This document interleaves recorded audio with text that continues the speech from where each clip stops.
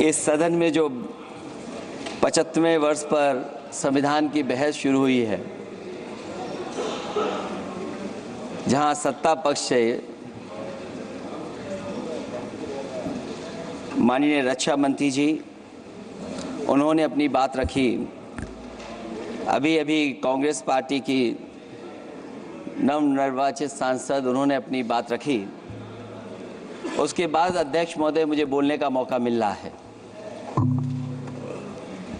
मैं सबसे पहले लाखों लाख लोग जो भारत देश की आज़ादी में जिन्होंने अपनी जान न्यौछावर कर दी, देश आज़ाद हुआ।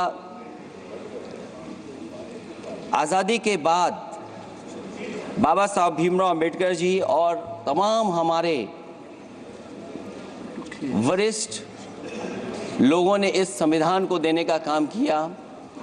मैं उनको याद करने के साथ साथ जो आज 13 तारीख जिस दिन हम आप सदन में बैठे हैं, एक ऐसी घटना घटी थी, अगर उस समय सुरक्षा कर्मियों ने अपनी सूझबूझ के साथ, बहादुरी और साहस के साथ अगर उन आतंकवादियों का मुकाबला न किया होता तो हमारे देश के बहुत सारे महत्वपूर्ण नेता जो उस समय सदन में थे, न जाने क्या परिस्थिति बनती।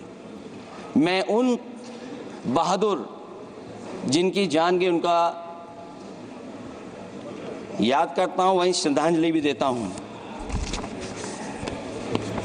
मैं इस संविधान की चर्चा पे जहां खड़ा हुआ हूं, मैं बाबा भीमराव अंबेडकर जी उनको श्रद्धांजलि अर्पित करते हुए जिन्होंने संविधान को देने का काम किया। हमारा संविधान जो तैयार हुआ है, उनकी प्रबुद्ध दृष्टि का परिणाम है कि हमारे पास न्याय, स्वतंत्रता, समानता और बंधुत्व के सिद्धांतों पर आधारित एक महान संविधान हमें मिला है। भारत राज्यों का एक संघ है और हमें विविधता में एकता पर गर्व है।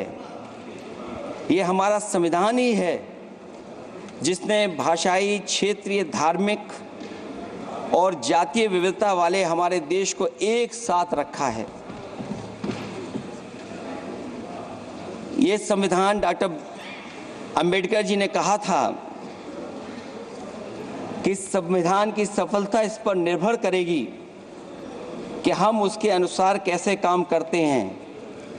ये देखना है, विधायिका, कार्यपालिका और न्यायपालिका की जिम्मेदारी है कि इस महान देश का शासन हमारे संविधान में निहित उच्च सिद्धांतों के अनुसार चलाया जाए। डॉक्टर अंबेडकर ने कहा था, मैंने तो संविधान निर्माण का दायित्व बहिष्कृत वंचित वर्गों को अधिकार दिलाने के लिया है। ये वही संविधान है जो समय समय पर हमारा रक्षा कवच बनता है। अध्यक्ष महोदय, ये संविधान हमारी ढाल है, संविधान हमारी सुरक्षा है, संविधान हमें समय समय पर शक्ति देता है।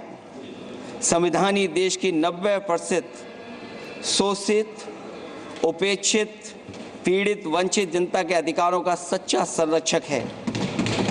ये संविधान ही हमारा बड़ा मददगार है। इसलिए ये हमारे जैसे लोग और देश के कमजोर लोगों के लिए और खासकर पीढ़ी के लिए संविधान की रक्षा जन्म मरण का विषय है। संविधान ही लोकतंत्र की प्राणवायु है और जहां बाबा साहब भीमराव अंबेडकर जी ने इतना शानदार अच्छा संविधान दिया, वहीं डॉक्टर अंबेडकर ने स्पष्ट कहा था, जो हमारे माननीय मंत्री जी ने भी सत्ता पक्ष से वो बात रखी और कहा था, संविधान कितना भी अच्छा हो, यदि उसे लागू करने वाले लोग अच्छे नहीं होंगे तो परिणाम अच्छे नहीं निकलेंगे। इसलिए अध्यक्ष महोदय, इस संविधान पर लगभग 75 वर्ष में के बाद भारत की संसद में फिर चर्चा हो रही है। मैं कई महत्वपूर्ण बिंदुओं पर अपनी बात को रखना चाहूँगा। अध्यक्ष महोदय, हमारे संविधान की प्रस्तावना संविधान का निचोड़ है। सरकार के उद्देश्यों और लक्ष्यों को स्पष्ट उल्लेख है प्रस्तावना में। मैं प्रारंभ करता हूं संपूर्ण प्रभुत्व संपन्न समाजवादी धर्मप्रिय लोकतांत्रिक गणराज्य से। आज अध्यक्ष जी, सीमाओं की रक्षा करना संप्रभु का प्रथम कर्तव्य है। और अध्यक्ष महोदय, जिस देश की सीमाओं की सुरक्षा में जहां पर समय समय पर सेंध लगती हो, और हमारे माननीय मंत्री जी बेहतर जानते होंगे कि कई जगह पर हमारी सीमाएं सिकुड़ रही हैं। हमारे संसदीय मंत्री राज्य अरुणाचल प्रदेश में चीन के बिल्कुल बगल में रहते हैं। अध्यक्ष महोदय ये जानते होंगे कि हमारे पड़ोस में कितने गांव बस गए हैं, न जाने कितना वहां पर गांव की तरह घर बसा दिए गए हैं। लद्दाख की तरफ अभी दोनों देशों की सेनाएं पीछे हटी हैं। हम अपनी सीमा में ही पीछे हटे हैं, और चीन जो हमारी सीमा में अंदर आ गई थी, वो हमारी सीमाओं से ही आंशिक रूप से पीछे हटी है। और अध्यक्ष महोदय, उस सीमा के पास एक रिजांगला मेमोरियल बना था। हमारे सरकार के लोग ये जानते होंगे कि जिस समय ये बात उठी लद्दाख को लेकर के, उस रिजांगला के मेमोरियल को तोड़ दिया गया।